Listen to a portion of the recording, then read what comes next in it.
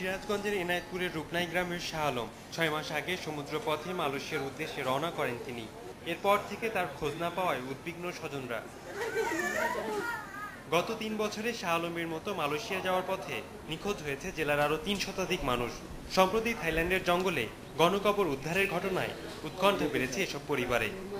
কোনোদিনও মোবাইলও করে নাই, খবরও করে নাই, বিয়াটা কেন কোনে ফিরে পাবো আমি। স্থানীয়দের অভিযোগ, লোভনীয় চাকরি দেওয়ার কথা বলে মানব পাচারে তৎপরতা চালাচ্ছে দালালরা। আগে চিহ্নিত দালালদের এলাকায় দেখা গেলেও এখন আড়াল থেকেই সক্রিয় তারা।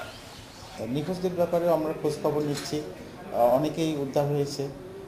সেই উদ্ধারদের মধ্যে এই নিখোঁজরা আছে কিনা এবং বিভিন্নভাবে আমরা এই নিখোঁজদের অনুসন্ধান করছি। দালালদের খপ্পরে পড়ে নরসিংদীর হাজিপুর গ্রামেই ২ বছর ধরে নিখোঁজ আছে ৭ জন। একই চিত্র জেলার বহু গ্রামে। নিখোঁজ এসব মানুষের পথ চেয়ে দিন কাটছে স্বজনদের। আমাদের মহল্লায়ও প্রায় ২-৩টা ছেলে নিখোঁজ। আলামিন, ওই যে বাড়িতে গেছিলাম, ইসমাইল। স্থানীয়রা বলছেন, দেশে কাজের অভাব আর বৈধ পথে বিদেশে যাওয়ার সুযোগ কম থাকায় বন্ধ হচ্ছে না মানব পাচার। তবে আইন শৃঙ্খলা বাহিনী তৎপরতায় জেলায় দালাল চক্রের দৌরাত্ম্য কমেছে বলে দাবি পুলিশের। ভিকটিম বিভিন্ন সময়ে যারা ভিকটিম উদ্ধার হয়েছে তারা যে সমস্ত লোকগুলোর নাম বলছে, কিছু কিছু আমরা গ্রেপ্তার করেছি।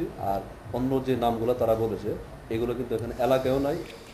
বগুড়ায় পুরুষের পাশাপাশি নারী ও কিশোররা এবার দালাল চক্রের টার্গেট বলে জানিয়েছে পুলিশ। পাচারে জড়িত কাউকে ছাড় দেওয়া হবে না বলেও ঘোষণা দিয়েছে বাহিনীটি। এখনও যদি এরকম কোনো অভিযোগ আমাদের কাছে আসে, মানব পাচার বিষয়ক যে কোনো ধরনের তথ্য, আমরা তাৎক্ষণিক আইনগত ব্যবস্থা নিয়ে থাকি এবং এই মানব পাচারের বিষয়ে আমাদের অবস্থান খুবই কঠোর।